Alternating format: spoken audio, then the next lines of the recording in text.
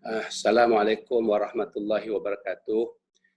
Nama saya Datuk Mohamed Fairuz bin Zainuddin.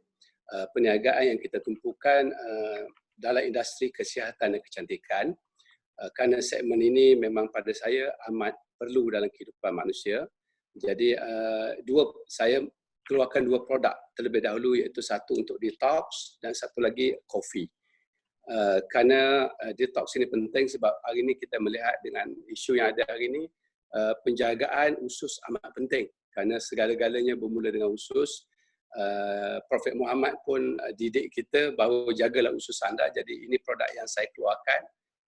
Walaupun di luar sana banyak produk-produk yang quite similar, tetapi saya memfokuskan kepada sesuatu yang luar daripada kotak pemikiran biasa, di mana produk yang tidak ada isu cirit-birit dan sebagainya seperti produk-produk yang lain.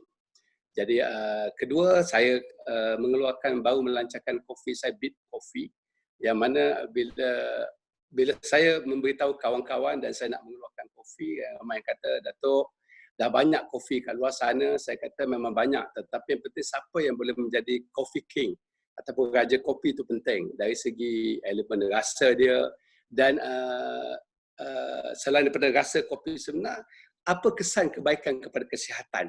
Kerana hari ini kita melihat kopi, sehari orang minum lebih kurang 2.2 bilion kopi, cawan kopi setiap hari. Jadi peluang amat luas untuk kita meneroka komoditi kedua terbesar di dunia ini. So setakat ini dua produk yang saya tumpukan dalam pemakanan kesihatan. Dan selain daripada itu, kita terlibat secara langsung di dalam pelatihan motivasi dan sebagainya dalam pembangunan modal insan. Mereka boleh terus ke idolaanggun.com, yang itu adalah official web kita di idolaanggun.com, dan kita juga ada Facebook kita, Pretty Cleanse. Mereka boleh type Pretty Cleanse, and juga Beat Coffee. Dan kedua-dua produk ini berasaskan ubi bit merah, yang mana mungkin ramai di kalangan kita, kaum Melayu kurang arif tentang apa itu ubi bit merah. Tetapi bagi kaum Cina mungkin dah menggunakan ratusan tahun dan banyak khasiat dan faedahnya. So saya mensasarkan idolaanggun.com dan Idola Holdings menjadi pelopor dan pemain produk berasaskan ubi merah Malaysia dan di peringkat antarabangsa, insya-Allah.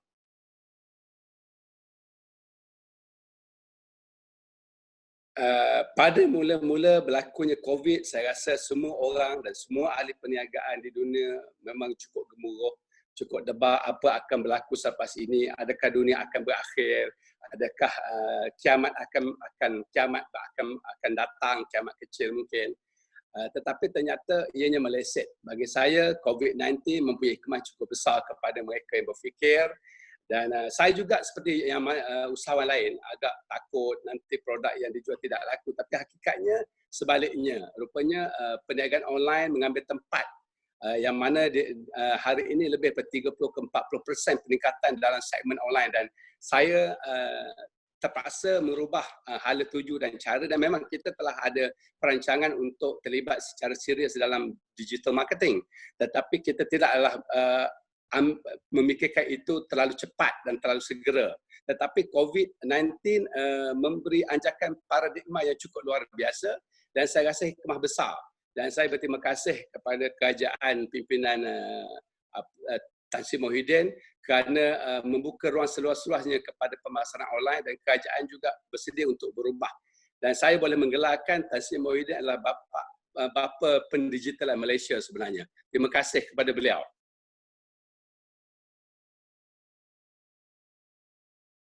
Saya melihat dua perkara yang kita boleh kolaborasi ataupun melakukan kombinasi bersama, iaitu mengukuhkan segmen pasaran digital secara meluas. Itu segmen saya rasa kena berubah, itu menjadi segmen utama, bukan lagi segmen sampingan. Tetapi dalam masa yang sama kita juga harus mengekalkan kombinasi perniagaan secara fizikal, kerana dua-dua ini akan menjadi kombinasi yang baik antara high tech dan human touch. Saya rasa dua-dua elemen ini di COVID, pasca COVID, berakhirnya COVID ini memberi dimensi baru kepada Malaysia dan kepada ahli perniagaan.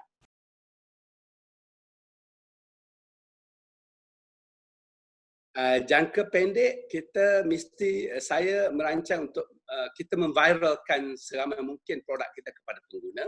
dan mereka boleh menikmati produk kita, tetapi jangka panjangnya kita harus memastikan produk itu produk yang berkualiti, yang bukan sekadar kesan viral sahaja, tetapi kalau dianya tidak mendatangkan faedah dan manfaat jangka panjang, akhirnya market itu akan stagnan, akan berkurangan, akan panas sebentar saja. Tetapi kalau dan jangka panjangnya ialah memastikan produk yang berkualiti, dan planning saya untuk jangka panjang untuk membrandingkan jenama Pretty Cleanse di top ini dan Big Coffee seperti mana jenama-jenama besar seperti Milo, Nescafe dan sebagainya. Mungkin orang boleh berubah daripada minum Nescafe, mungkin jenama lain kepada kopi yang lebih mendatangkan kesihatan kepada mereka lah.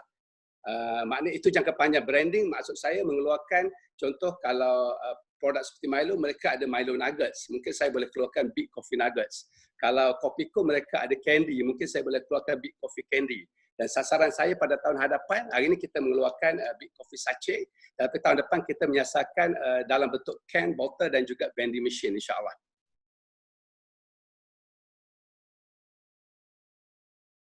Nasihat saya harus sanggup keluar daripada kotak pemikiran biasa, berfikir di luar kotak dan harus mengambil tempat dalam perubahan drastik yang berlaku akibat daripada pandemik COVID-19.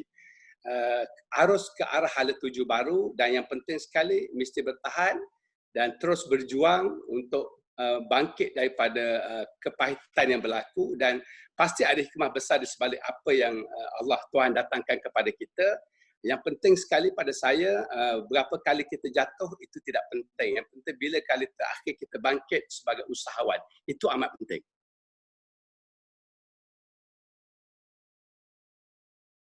Terus menggunakan produk yang berkualiti, mendapat dengan apa yang berlaku hari ini, mendapat sedikit ilmu, input-input berguna untuk kesihatan diri dan keluarga. Dan saya yakin dan percaya segmen kesihatan akan menjadi antara segmen pemacu terbesar konsumer produk di Malaysia selepas COVID berakhir insya-Allah. Kerana rakyat Malaysia dulunya kurang ambil peka tentang kesihatan, hari ini mereka dah health conscious, mereka dah belajar macam mana penjarakan sosial, mereka dah belajar macam mana nak pakai face mask, sedangkan di negara lain rakyat mereka telah mengamalkan begini begitu lama. Tetapi saya tengok ini fenomena baru di Malaysia, dan insya-Allah usahawan perlu berfikir ke depan dan melihat apa peluang dan peluang di sebalik hikmah besar ini yang berlaku di seluruh dunia, dan pasti ada hikmah besar dalam perjalanan ekonomi insya-Allah. Terima kasih kepada Niaga Times. Mudah-mudahan idola Anggun boleh melakukan kerjasama pintar berpanjangan dengan niagatimes.com insya-Allah. Wish you all the best. Take care. Stay at home.